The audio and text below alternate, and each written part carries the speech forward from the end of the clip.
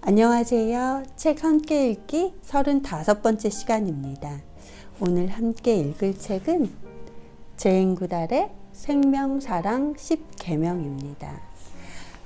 제인 구달은 침팬지들의 어머니에서 생명, 사랑의 전도사로 이렇게 소개가 되어 있고, 이 소개 부분을 잠시만 읽어 드릴게요. 제인 구달 박사는 1934년에 태어났습니다. 박사가 침팬지 연구를 위해 저명한 인류학자 루이스 리키 박사의 도움으로 탄자니아의 곰비 계곡으로 떠난 것은 1960년, 그녀가 26살 되던 해였습니다. 당시 그녀는 과학 연구에 관한 훈련을 받은 적도 심지어는 대학 교육도 받지 않은 상태였습니다. 그러나 구달은 그 어떤 과학적 선입견에도 물들지 않은 채 야생 그대로의 침팬지와 함께 생활하며 그들을 이해하기 시작했습니다. 인간만이 도구를 사용하는 것이 아니라 침팬지들도 흰개미를 잡아먹기 위해 나뭇가지 같은 도구를 사용한다는 것도, 원시적인 형태이긴 하지만 침팬지들이 무리를 지어 전쟁을 한다는 것도, 심지어는 침팬지들이 고아를 입양하기도 한다는 사실을 처음으로 밝혀낸 것도 구달 박사와 그의 곰비 유역 연구소 팀들이었습니다. 그녀의 새로운 발견들은 단순히 침팬지에 대한 이해를 넘어 인간과 자연의 관계에 대한 근본적인 문제를 제기하고 있습니다. 40년이 흐른 지금도 구달 박사는 여전히 곰비 계곡에서 침팬지들과 함께 생활하며 연구하고 있지만, 이제 그녀의 관심은 인간과 자연의 근본적인 관계로 확장되고 있으며 그 영향력은 곰비 계곡을 넘어 전 세계로 퍼지고 있습니다. 이 책 생명사랑 10계명은 간단하지만 그 의미는 심오합니다. 모든 생명체를 존중하며 살 것과 자연의 지킴이로서의 우리 역할을 분명히 해주고 있습니다 라고 설명을 하고 있습니다.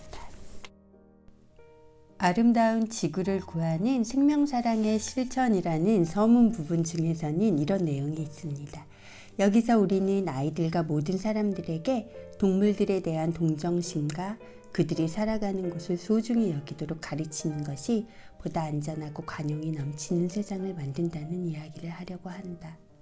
그리고 전 세계에서 벌어지고 있는 잘못된 일들, 오염, 서식처 파괴, 멸종에 대해 생각하고 늘 얘기했던 바로 개체의 중요성, 그것이 인간 각 개인뿐만 아니라 각 동물 개체들도 마찬가지다라고 말하고 있고, 병적인 우울 증세가 인간과 원숭이 사이에 비슷하다는 증거도 있으니 인간만이 슬픔이나 절망 등의 감정을 느낄 수 있다는 생각에는 전혀 근거가 없다라고 말하면서, 우리 인간이 경이로운 동물계의 일원이며 자연의 일부라는 것을 보이는 것이다. 그리고 하나의 예를 들었는데, 당신의 어머니, 아이, 그리고 사랑하는 사람이 죽어가고 있는데 침팬지나 개 한 마리를 희생시키는 동물 실험을 통해 치료될 수 있다고 가정해보자. 당신은 그 실험 대상이 되는 동물의 고통에 대해 얼마나 생각할 것인가? 당신의 아이가 혼수 상태에 빠졌고 당신의 개를 희생시켜야만 생명을 유지할 수 있다고 상상해보자. 그 개는 당신의 긴 간병 시간 동안 가장 가까운 친구였던 개다. 이러한 선택이 위법이 아니라면 당신은 어떻게 하겠는가?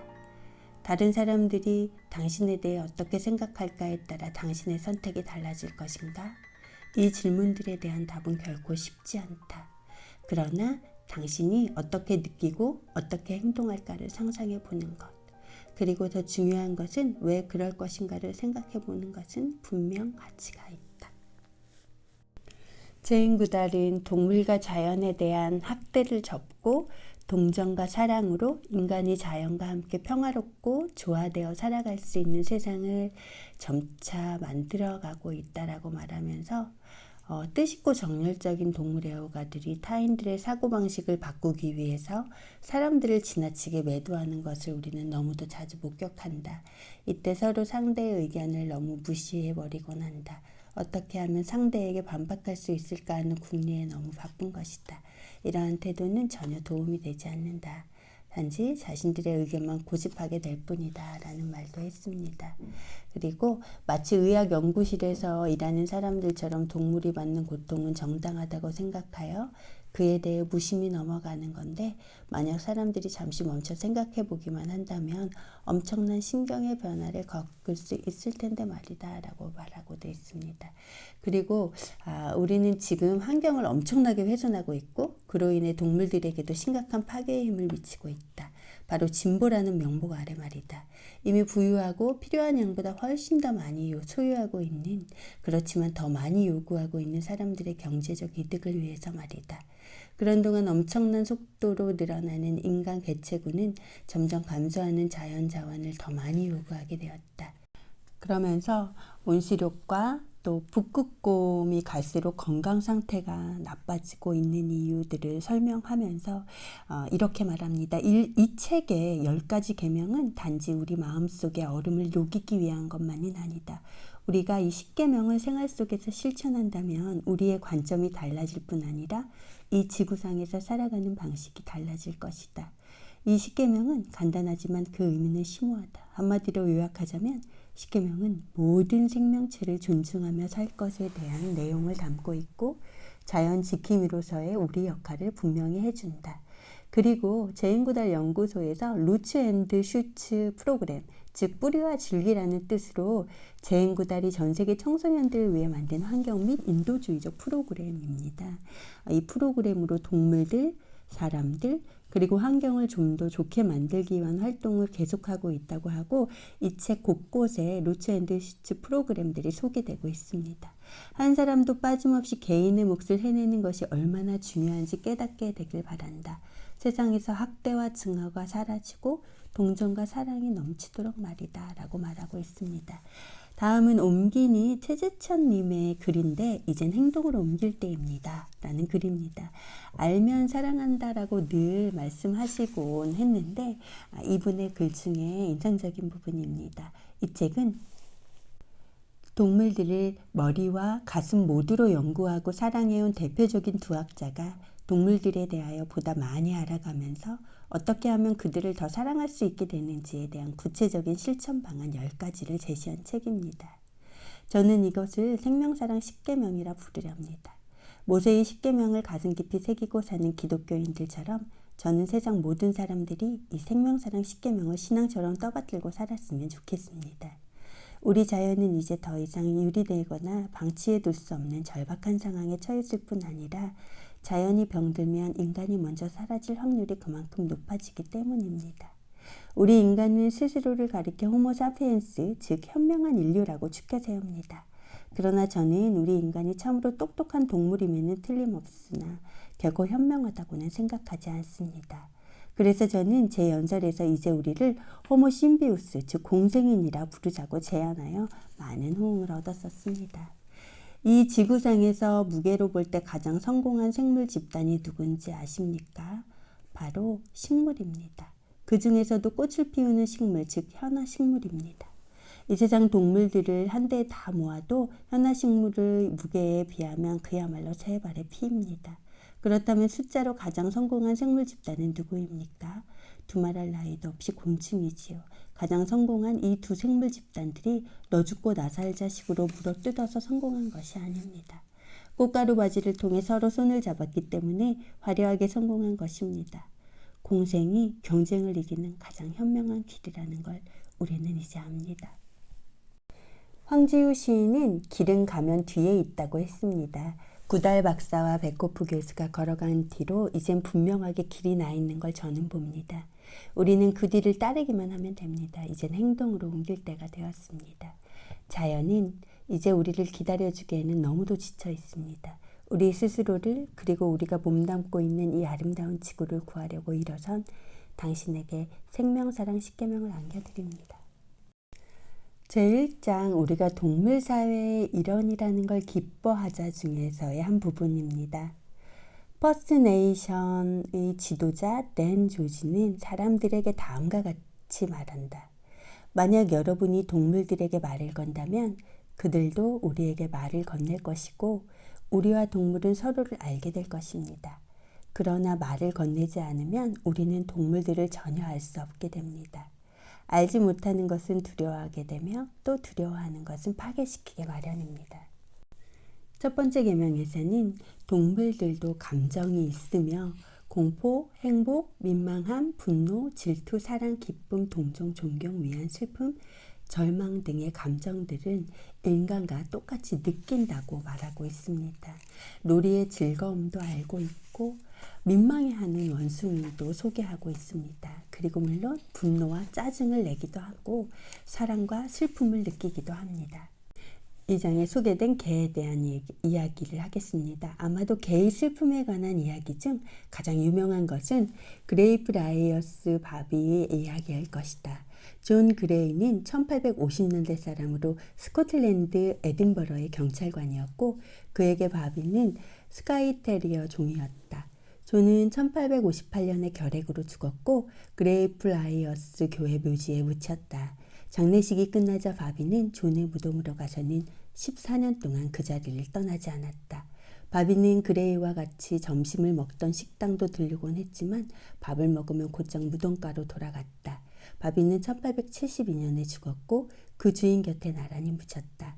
1년 후 사람들은 묘지 입구에 바비의 동상과 분수를 만들어 주었다. 또 믿기 힘든 우정이라는 글에서는 고아가 된 작은 아기 고양이에게 젖을 먹여 키운 암캐의 이야기를 예를 들고 있고 가장 믿기 힘든 경우는 치노라는 개와 폴스테프라는 물고기 사이의 우정일 것이다. 치노는 미국 오리건주 매드포드에서 메리와 데니스 부부와 함께 사는 9살의 골든 리트리버이고 폴스테프는 몸길이 40cm가량의 물고기인데 이 둘은 지난 6년 동안 폴스테프가 사는 연못가에서 정기적으로 만났다. 치노가 오는 날이면 폴스테프는 수면 위로 고개를 내밀고 치노의 발에 입질을 하는데 치노는 재미있다는 표정으로 이를 내려다본다. 이들의 우정이 소중하다고 생각한 히스 부부는 이사간 뒤에도 폴스테프가 치노를 만날 수 있도록 새 연못을 만들었다고 한다. 이 글을 읽다 보니까 우리 아버지가 밍크라는 강아지를 키웠던 일화가 떠오르는데요. 밍크와 아버지가 같이 풀을 베는 그런 작업을 하고 있었어요. 그러니까 아버지가 낫을 들고 풀을 베고 있는데 개구리가 낫 근처로 뛰어들었나 봐요. 그랬더니 밍크가 그 개구리를 잡으려고 낫 가까이로 왔다가 아버지의 낫에 코를 심하게 베는 사건이 벌어졌었습니다. 아버지는 너무 놀라고 밍크가 아버지를 너무 사랑한다는 걸 알았기 때문에 펑펑 울면서 밍크를 잡고 그 피나는 걸 어떻게 할 수 없었는데 밍크가 꼬리를 흔들면서 아버지를 안심시키고 기절을 했던 그 사건들을 저는 들었습니다. 첫 번째 계명 마무리는 이렇습니다. 다른 동물들과 친밀함을 느끼는 가장 쉬운 방법은 우리가 동물계의 일부라는 사실을 인식하고 받아들이는 것이다. 우리의 친척인 동물들로부터 소외감을 느끼지 않으려면 소외감의 고리를 끊고 재결합과 재화합의 고리를 찾아야 한다. 아마도 인간은 동물들에게서 우리가 잃은 무엇인가를 찾고 있는지도 모른다. 동물에 대한 사랑, 순수한 감정, 그리고 생명에 대한 열정을 우리가 동물 사회의 일부라는 사실을 마음껏 기뻐하자. 2장 모든 생명을 존중하자입니다. 모든 생명체는 인간으로부터 존중받을 자격이 있다. 모든 생명체는 고유의 빛깔을 가지고 있다. 우리 인간은 주위의 다양한 생명의 형태들을 분류하고 단순화하려고 한다. 이러한 사고방식에서 가장 잘못된 것은 우리가 다른 동물들보다 우수하다는 믿음이다. 큰 두뇌와 발달된 기술로 우리는 다른 생명체를 지배할 수 있게 되었다. 그리고 기독교의 교리에 근거하여 지구와 동물들을 포함한 모든 생명체들은 우리 인간을 위해서 창조되었다고 믿게 되었다. 서양 과학은 특히 찰스 다윈의 진화론 덕분에 점차 종교로부터 독립되어 멀어지고 있지만 인간이 우수하다는 믿음은 아직도 남아있다.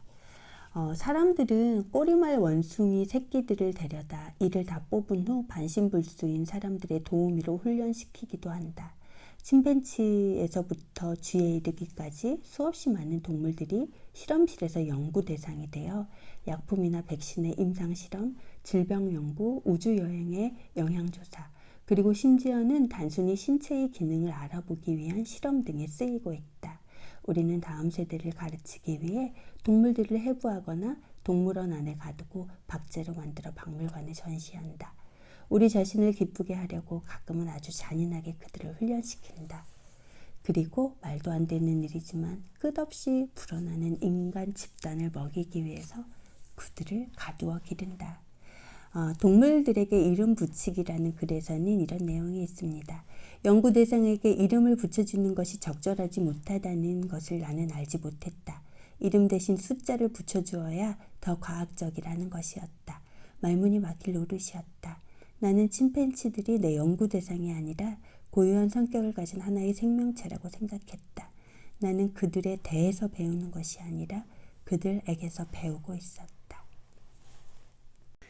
이런 제인구달의 시각이 참 존경스럽습니다. 그리고 중요한 얘기가 써있는데 찰스 다윈도 말한 바 있지만 살아있는 모든 생명체에 대한 사랑이야말로 인간의 가장 숭고한 본성이다. 동물쇼의 뒷모습에 대해서도 써있는데 서커스나 다른 동물쇼에 출연하는 동물들을 조련하는 방법은 때로는 아주 잔인한데 두개골이 파열돼서 파손돼서 죽기까지 하는 침팬지들이 굉장히 많습니다. 공포를 느끼게 하는 이런 방법도 있고 영화 더티 파이터에 출연한 클라이드라는 오랑우탄은 안타깝게도 영화 홍보에 참여할 수 없었는데 그 이유는 영화 촬영 중 곤봉에 맞아 죽었기 때문입니다. 그러나 책은 희망을 말하고 있는데 이 모든 상황을 우리 일반 대중들이 바꿀 수 있다. 모든 생명체를 존중하는 것에서부터 시작한다면 말이다. 로스앤젤레스 남중부의 시내 중학생 800명을 대상으로 강연하던 때가 생각난다. 놀랍게도 많은 중학생들은 침팬지들이 서커스를 위해 조련되는 방법을 듣고 분노를 금치 못했으며 침팬지에게 인간의 옷을 입혀 바보같이 보이도록 하는 게 왜 잘못된 일인지를 쉽게 이해했다. 우리가 무엇을 할 수 있을지 묻자 여기저기서 침팬지가 나오는 서커스를 보러 가지 않겠다. TV를 꺼버리겠다. 편지를 쓰겠다는 대답들이 쏟아졌다. 이러한 반복들로 표출된 여론 덕분에 몇몇 도시에서는 동물쇼를 하는 서커스 자체를 금지시켰다. 인도에서는 2000년, 리우데자네이루에서는 2001년에 서커스가 금지되었다. 태양 서커스단이라는 곳은 스케일이 엄청나지만 동물이 전혀 출연하지 않는 쇼를 개발해냈다. 좋아지는 것도 있지만 여전한 것들도 소개되고 있는데 공장식 사육이 그것입니다. 전 세계를 통틀어 매년 수십억 마리의 동물들이 도살된다. 미국에서만 해도 그 숫자는 엄청나다. 최소한 돼지 9,300만 마리, 소 3,700만 마리, 오리 2,400만 마리, 송아지 200만 마리, 말, 염소, 양 600만 마리, 그리고 닭과 칠면조는 100억 마리에 가까운 수가 매년 도살되고 있다.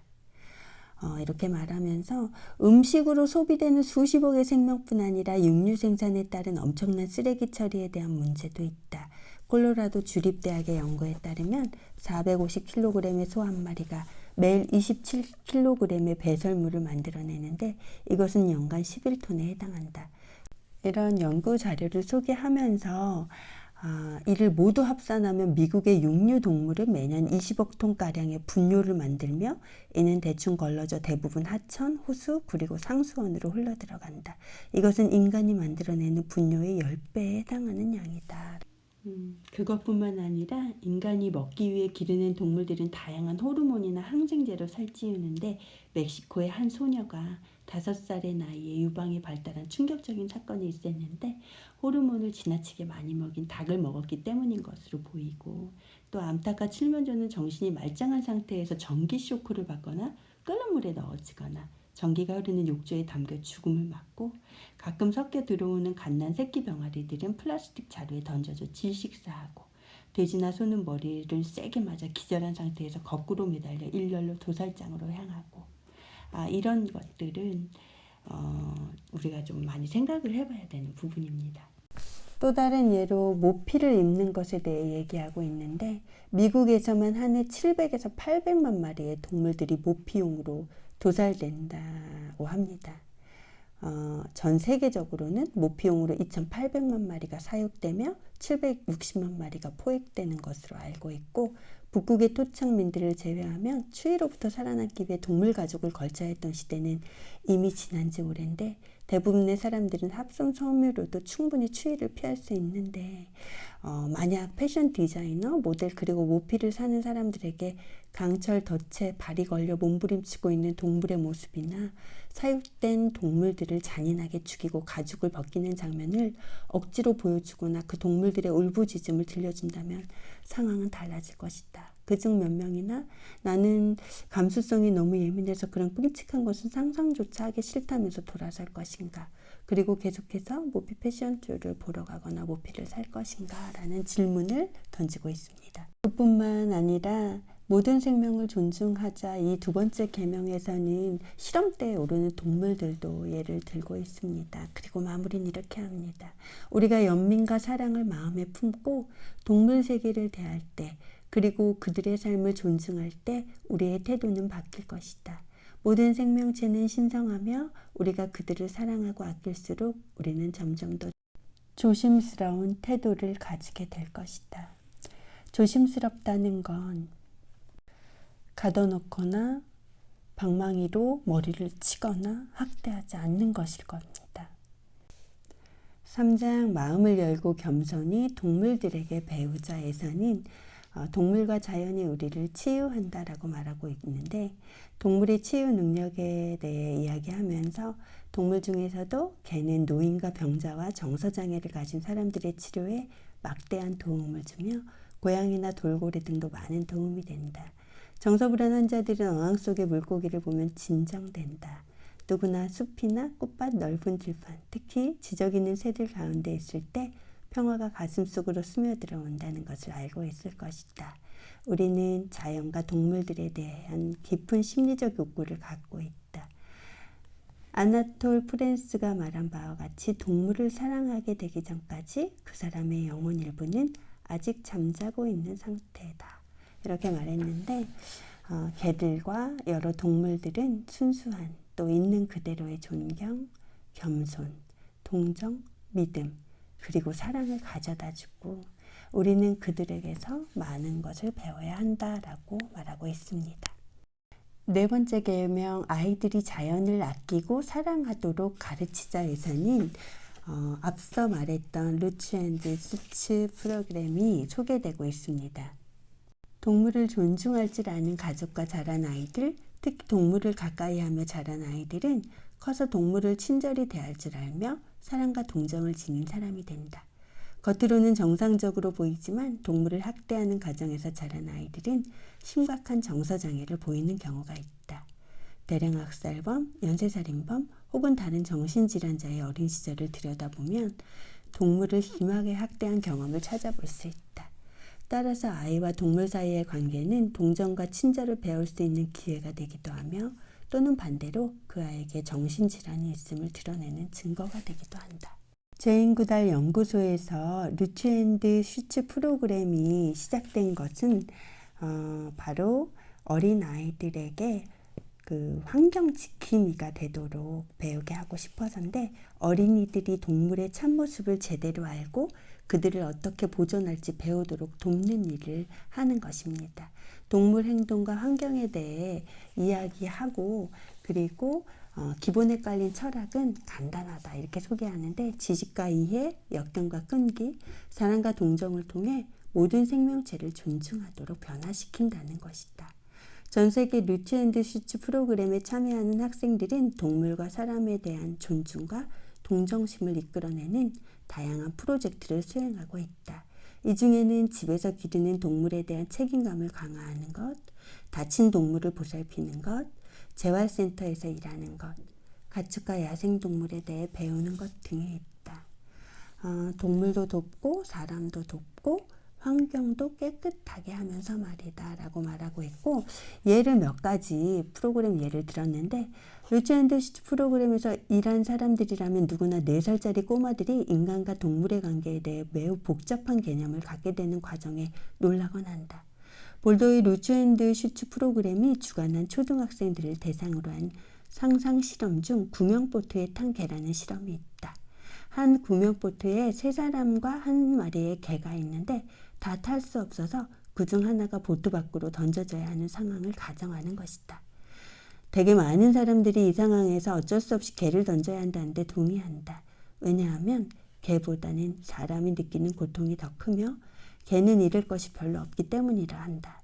또한 죽은 사람의 가족들이 그 사람을 그리워하는 만큼 개들의 가족들은 죽은 개를 그리워하지 않을 것이라는 주장도 있다.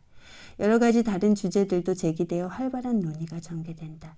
예를 들어 만약 이 중 2사람이 튼튼한 젊은이고 나머지 1명이 장님의 귀머거리에 몸도 불편한 노인이라 일주일도 못 되어 죽을 것 같다면 어떨 것인가.